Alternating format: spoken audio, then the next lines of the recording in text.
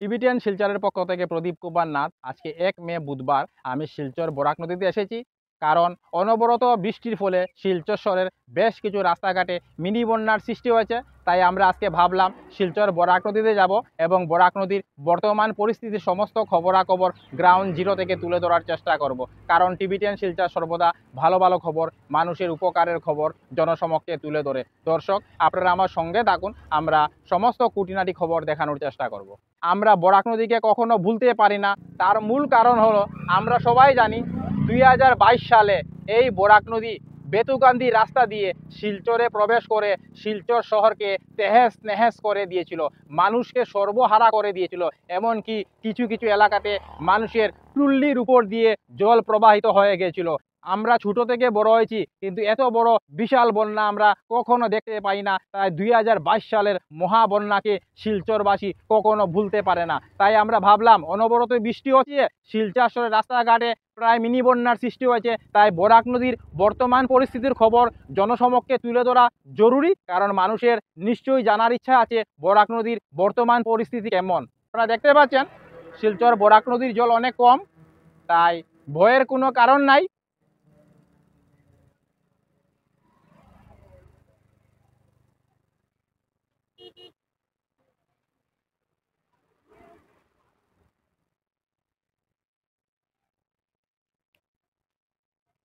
কিছুদিন আগে বরাক নদীর বালুস্তর দেখা গিয়েছিল, বরাক নদী অনেক শুকিয়ে গিয়েছিল।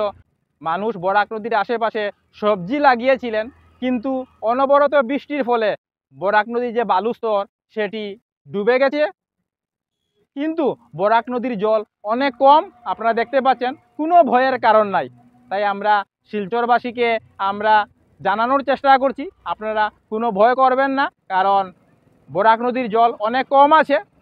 আমি কিছুক্ষণ আগে শিলচর অন্নপূর্ণা ঘাট ফ্লাড সেলের অফিসে গিয়েছিলাম এবং খবরাখবর নিয়ে জানতে পেরেছি বরাক নদীর বর্তমানের জলের স্তর হচ্ছে 13.50 সেন্টিমিটার।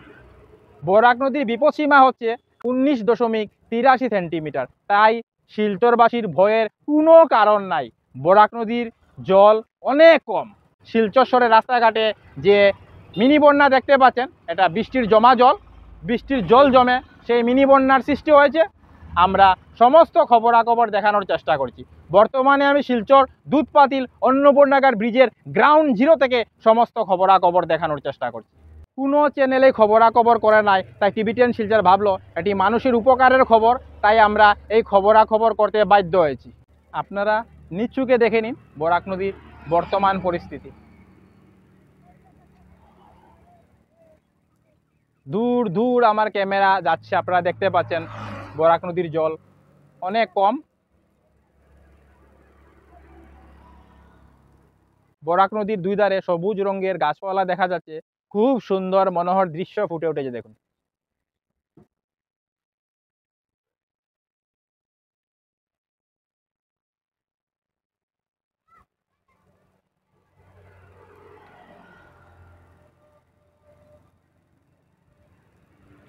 শিলচরে অনবরত বৃষ্টি হলে, শিলচর শহরে মিনি বন্যার সৃষ্টি হলে মানুষের মনে ভয় ধরে যায়, না জানি আবার 2022 সালের মতো ভয়ঙ্কর বন্যা আসবে কি না। তাই আমরা আজকে 1 মে বুধবার আমরা শিলচর বরাক নদীর অন্নপূর্ণাঘাট ব্রিজে এসেছি এবং অন্নপূর্ণাঘাট ব্রিজ থেকে বরাক নদীর সমস্ত খবরাখবর দেখানোর চেষ্টা করছি। আপনারা দেখতে পাচ্ছেন বরাক নদীর জল অনেক কম, কোনো ভয়ের কারণ নাই। আপনারা শিলচরের রাস্তাঘাটে যে মিনি বন্যা দেখতে পাচ্ছেন, এটা বৃষ্টির ফলে হয়েছে। অনবরত বৃষ্টির জল জমে শিলচরের রাস্তাঘাটে মিনি বন্যার সৃষ্টি হয়েছে। বরাক নদীর জল অনেক কম আছে, বরাক নদীকে ভয় করার কোনো কারণ নাই। আপনারা শান্তিতে থাকুন, আনন্দে থাকুন এবং ভয়মুক্ত হয়ে থাকুন। টিবিটিয়ান শিলচরের পক্ষ থেকে প্রদীপ কুমার নাথ। আজকে 1 মে বুধবার আমি শিলচর বরাক নদী অন্নপূর্ণাঘাট ব্রিজে এসেছি। আজকে আমরা বরাক নদীর বর্তমান পরিস্থিতির সমস্ত খবরাখবর গ্রাউন্ড জিরো থেকে তুলে ধরার চেষ্টা করেছি, কারণ টিবিটিয়ান শিলচর সর্বদা ভালো ভালো খবর, মানুষের উপকারের খবর জনসমক্ষে তুলে ধরে। ধন্যবাদের সহিত টিবিটিয়ান শিলচর প্রদীপ কুমার নাথ। ধন্যবাদ।